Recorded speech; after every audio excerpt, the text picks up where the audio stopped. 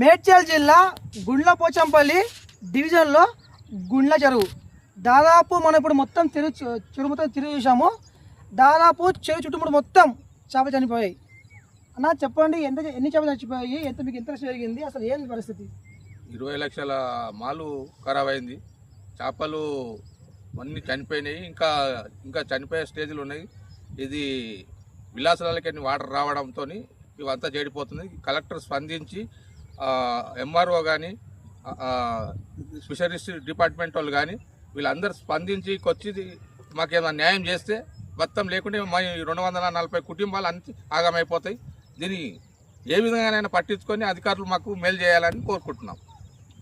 అన్న చెప్పండి, ఎన్ని రోజుల నుంచి చేపలు చనిపోతున్నాయి? మీరు అధికారులకు తీసుకెళ్లారా? అధికారులు ఏం చెప్తున్నారు? అధికారుల దగ్గరికి పోయినాం మేము, నిన్న మొన్న ఈ రోజు కూడా పోయినాం. కాకపోతే ఏంటంటే 240 కుటుంబాలు ఉన్నాయి ఇక్కడ. ఆ కుటుంబాలు మొత్తం నష్టపోతున్నాయి.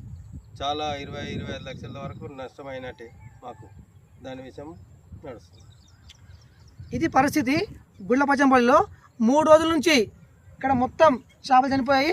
వీళ్ళైతే 3 రోజులు నిద్ర లేకుండా ప్రతి అధికారికి కదిలిచ్చారు, కానీ ఇంతవరకు ఇక్కడికి ఏ అధికారి రాలేదు. ఎందుకు? ఇక్కడ పారిశ్రామిక లేవు, కేవలం ఇండ్లు ఉన్నాయి, ఇండ్లు అపార్ట్మెంట్లు ఉన్నాయి. అపార్ట్మెంట్కి వచ్చే డ్రైనేజ్ వాటరు ఇంత కలుషితం అవుతుందా? మరి ఎందుకు అధికారి స్పందన లేదు? దయచేసి ఇప్పటికైనా కలెక్టర్ గారు కానీ, సంబంధిత అధికారులు కానీ, ఇరిగేషన్ కానీ ఇక్కడికి వచ్చి విజిట్ చేసి వీళ్ళకి ఎంత నష్టం జరిగింది, అసలు ఏమిటి వివరణ తీసుకోవాలి. దాదాపు 250 కుటుంబాలు రోడ్డున పడుతున్నాయి. ప్లీజ్ అధికారులు స్పందించండి.